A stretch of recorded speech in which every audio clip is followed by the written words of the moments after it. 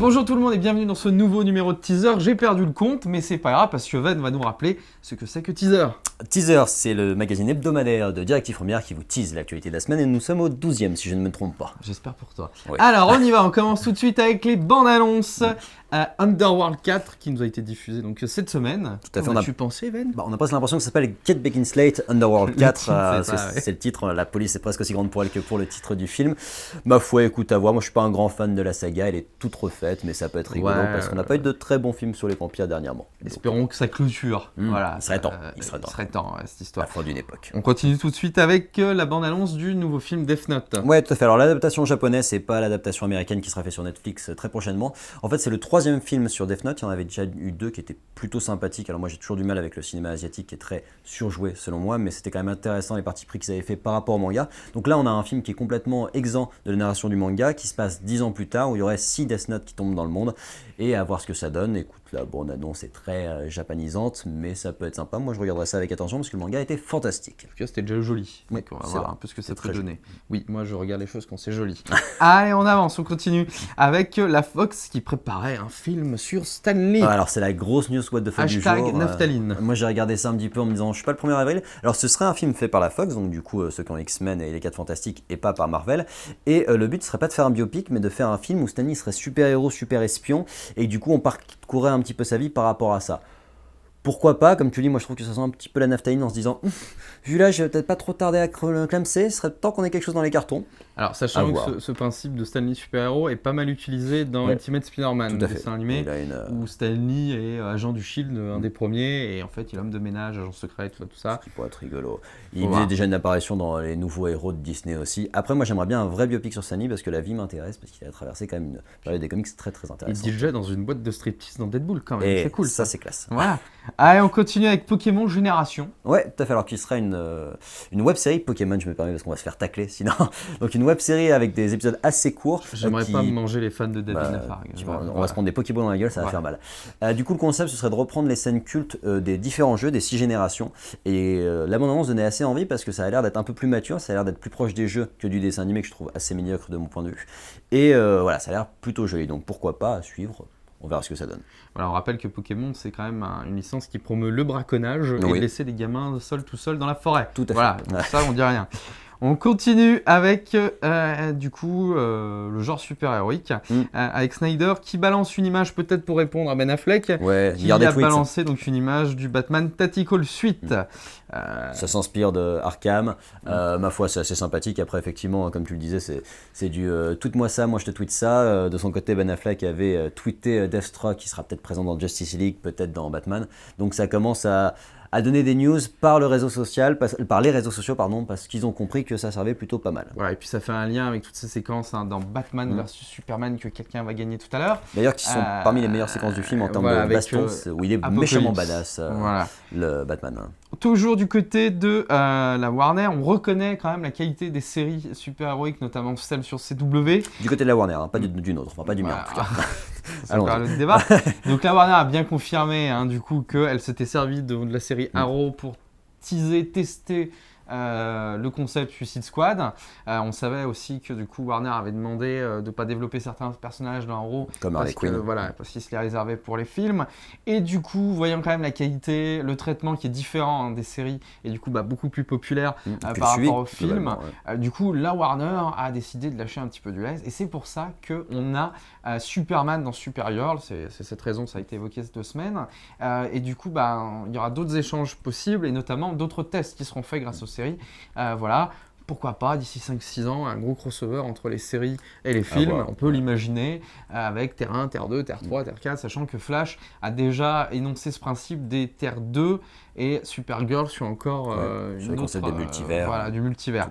Donc à voir, toujours sur CW, on le savait, donc plein d'épisodes un peu spéciaux arrivent. Pour la 100e de Arrow, il y aura un épisode avec tous les personnages de toutes les séries. On sait aussi qu'il y aura un crossover entre Supergirl et Flash, tout en comédie musicale. Parce que les 2 viennent de Glee. De Glee, voilà, petit clin d'œil. Et on sait que Kevin Smith reviendra parce qu'il a lâché un petit tweet qui reviendra certainement pour un épisode qui réintroduira donc Killer Frost. Killer Frost qu'on a vu dans la 2e saison de Flash, qui n'était pas un personnage non plus Enfin voilà, c'est le côté univers miroir de Star Trek, quoi. C'est le côté méchant. On verra, sachant que bon, les épisodes de Kevin Smith sont pas non plus les plus badass. Il est souvent très bien considéré dans l'univers pop culture, et Kevin Smith, moi j'ai un peu de mal parce qu'il avait fait beaucoup de mal à Batman à l'époque. Pour ceux qui connaissent, ils sauront de quoi je parle. Vas-y, mets un pouce bleu si t'as mal aussi. Il se fait pipi dessus dans Year One selon Kevin Smith. Bref, continue. On finit avec CW, avec Legend of Tomorrow, qui avait déjà fourni un teaser où on pouvait voir apparaître notamment Stargirl, des méchants héros, et c'est confirmé du coup, les antagonistes de ce nouvel arc de la saison 2 ne sont rien d'autre que The Legion of Doom, qui est donc une sorte d'anti-Justice League, avec tous les plus grands méchants de tous les protagonistes de la Justice League. Donc il y a notamment, c'est censé avoir Adam Savage, il y a, j'ai oublié la plupart des noms, mais il y a du beau monde. Il y a du beau monde, sachant que si vous voulez commencer un petit peu à vous documenter là-dessus, il y a un excellent animé qui a été fait par DC qui s'appelle Doom, Justice League Doom, qui est adapté du comics, il me semble, La Tour de Babel. Ouais, le comics c'est mieux que le dessin animé qui est déjà très bien, mais je vous conseille fortement le comics qui est vraiment très sympa. Sachant que vous pouvez faire un joli coup, le comics existe chez Urban Comics avec le DVD inclus dedans. Le DVD inclus dedans. Donc faites-vous plaisir, il y en a pour 20 € je crois. Donc faites-vous plaisir. Allez, pour finir, Harley Quinn aura son spin-off. Ouais, alors ça c'était dans les cartons depuis un petit moment. Effectivement, il a été dit que Margot Robbie avait signé pour 2 autres films, dont un spin-off consacré à Harley Quinn. Voilà, les mauvaises critiques de Suicide Squad n'ont pas suffi à calmer la hype autour du film parce qu'il a quand même fait 700 millions et le territoire chinois n'est pas encore atteint. Donc a priori c'est quand même bien vendu et on aura un film consacré à Harley Quinn. Voilà, moi je trouve que ça reste un perso secondaire. Harley Quinn fait un film sur le Joker avec elle, pourquoi pas. Que sur elle, je pense que ça va être un peu vide. À voir, s'ils arrivent à mieux gérer le personnage, pourquoi pas, mais on a toutes les raisons d'être un peu craintif au vu de ce qu'ils avaient fait dans Suicide Squad. Allez, on continue avec un petit écart avec le Toulouse Game Show. Tout à fait, la Tokyo Game Show. TGS, on peut se tromper, effectivement. Alors là, je vais vous faire un sujet un petit peu plus long sur le TGS qui est en cours, alors où on enregistre cette chronique. Voilà, alors pas de grosses annonces, un petit peu décevant parce qu'on en attendait aussi par rapport à la PS Experience qui avait été assez vide. Et ben c'est un petit peu aussi le cas du Tokyo Game Show, donc pas de grosses annonces, mais quand même des nouveaux trailers et des dates de sortie confirmées. Donc je vais vous donner ça. On commence avec Kingdom Hearts 2.8, qui est donc la compilation qui se prépare avant Kingdom Hearts 3, dont on n'a toujours aucune nouvelle et c'est un petit peu dommage. Alors on a un nouveau trailer, on nous a annoncé que le jeu était retardé. Il sortira donc pas en décembre, mais au 12 janvier 2017. C'est peut-être à cause de la sortie de FF15 qui est très proche de décembre, donc pour éviter de se mettre les pieds dans le tapis. On a eu un petit focus sur Fragmentary Passage, qui est donc le chapitre consacré à Aqua qui fera lien avec Kingdom Hearts 3. C'est ce qui est mis en avant sur le trailer, c'est ce qui fera vendre cette compilation d'anciens jeux Kingdom Hearts. Et pourquoi pas, ma foi. Final Fantasy XII Zodiac Age, qui est donc le remake PS4 du jeu sorti sur PS2, qui a eu le droit aussi à son nouveau trailer, et une date de courant 2017. Vas-y que je te le pousse là, on va voir un petit peu comment on le calera selon les autres sorties du jeu. Last Guardian qui est retardé au 7 décembre, donc ça on l'avait appris un petit peu plus tôt. On a aussi un nouveau trailer, et ma foi ça a l'air toujours aussi poétique, toujours aussi sympathique, même si on l'a attendu un bon moment celui-là. Gravity Rush 2, qui était donc, je vous rappelle, la suite du jeu sorti sur PS Vita, qui avait pour concept de gameplay très sympathique de jouer sur la gravité, une nana qui pouvait jouer sur la gravité, qui est ressorti sur PS4 en remake du coup au début de l'année dernière, février je crois, et qui là le second volet sortira le 30 novembre. On a un nouveau trailer aussi, je vous invite à découvrir ça. Naruto de son côté qui nous annonce un DLC en dématérialisé consacré à Boruto, fils de Naruto, donc qui s'appelle Road to Boruto, qui sortira le 3 février. Donc voilà, on essaye de pousser avec les derniers chapitres des derniers chapitres parce qu'on n'a plus rien à faire, à voir ce que ça peut donner. On a aussi l'annonce d'un Digimon World Now, du coup un jeu Digimon qui était sorti sur PS Vita qui va atteindre nos contrées sur PS4 et sous-titré en français s'il vous plaît, ce qui est assez inattendu. Moi j'étais un grand fan des Digimon quand j'étais gamin, donc pourquoi pas. Où vous avez aussi un trailer à découvrir là-dessus. Berserk Musou, donc l'adaptation à la Dynasty Warrior-like du manga Berserk, le manga ô combien gore et ô combien bon, qui va donc sortir en France, on n'en était pas sûr, et aux États-Unis aussi, sous le titre Berserk and the Band of the Hawk. Il sortira le 24 février chez nous, je crois que ça sort en fin d'année là au Japon, et nous avons aussi un trailer pour préparer ça. FF15, alors là pareil, on se bouffe du trailer à foison, des images à foison, on fait monter la hype parce que ça sort le 29 novembre. Moi, avec Kingsglaive, je vous invite à regarder la critique que j'avais fait dessus. Je suis hypé maintenant, ce qui n'était pas forcément le cas avant. J'espère qu'ils vont pas nous décevoir parce qu'on l'a quand même énormément attendu. Et puis on finit sur l'adaptation ciné pour Monster Hunter, une adaptation américaine. Pas plus d'infos. Est-ce que ce sera un film live? Est-ce que ce sera un film d'animation? On ne sait pas. En tout cas, ça a été annoncé. En espérant que ça tombe pas dans les cartons, comme ça avait été le cas pour Uncharted qu'on nous a annoncé pendant des années. Et puis, ça a été viré. Qu'on n'a jamais vu. Allez, on continue avec les petites sorties geeks de la semaine, enfin du mois d'octobre. La Paris Comic Con qui aura lieu le 21, 22, 23 octobre. Les invités sont diffusés tous les jours, on a les annonces. Donc Cassidy Callies, Joey Dante, Monsieur Joey Dante, Elisa Dushku. Alors là, ils ont été quand même faire les fonds de tiroir pour choper Elisa Dushku.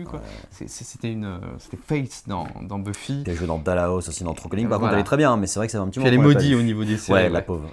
Allez, on continue. Il y aura une masterclass avec Michel Hazanavicius. Tu l'as bien dit, c'est compliqué. Plus simple pour moi. Mets un pouce bleu, s'il te plaît, pour me féliciter, parce que j'ai galéré tout à l'heure, on répète. Et puis, il y aura aussi Rebecca Romijn. Alors, elle, bon, vous connaissez, parce que du coup, elle a joué donc Mystique dans X-Men, et elle est actuellement sur la série The Librarians, où Flynn Carter et les nouveaux aventuriers en français. Donc, c'était celle qui jouait Mystique à l'époque où Mystique était bien joué.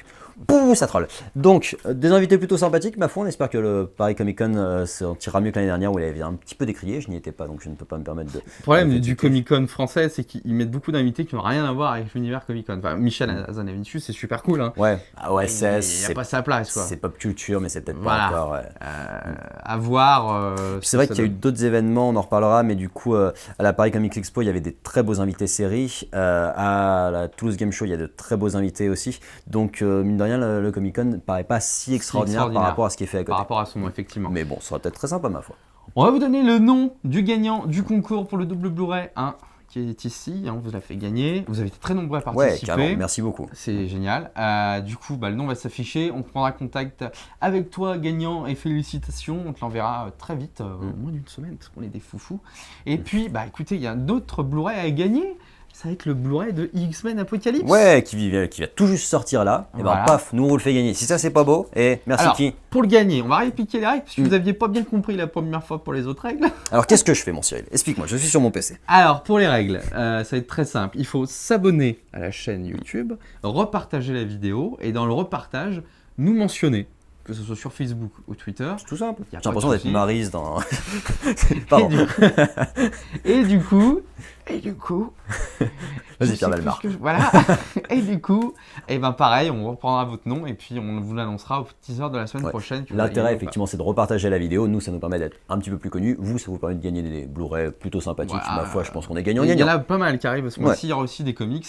N'hésitez pas à nous dire sur les commentaires qu'est-ce que vous avez, quelles sont les annonces qui vous parlent le plus. Si vous avez d'autres théories sur les choses qu'on a avancées aussi. Si vous aimiez des focus sur d'autres choses aussi. Voilà. T'as dit quoi? Si vous aimez des focus, si vous aimeriez des focus sur autre chose. J'avais compris autre chose aussi. Je sens que c'était tendancieux. Voilà, Merci beaucoup d'avoir suivi ce 12e numéro de teaser consacré donc à la TGS, aux actualités en vrac, notamment super-héroïques, et aux gagnants du Blu-ray Batman vs Superman et Man of Steel. On vous rappelle qu'on fait gagner le Blu-ray maintenant de X-Men Apocalypse, et puis on vous donne rendez-vous très bientôt sur la chaîne de Directive Première pour d'autres teasers, et puis consultez nos autres vidéos. Enfin, on en a foison, des critiques, d'autres teasers, plein de pilotes qui arrivent la semaine prochaine. Donc tu t'abonnes, et puis on se donne rendez-vous à la semaine prochaine. Et tu nous envoies des bisous.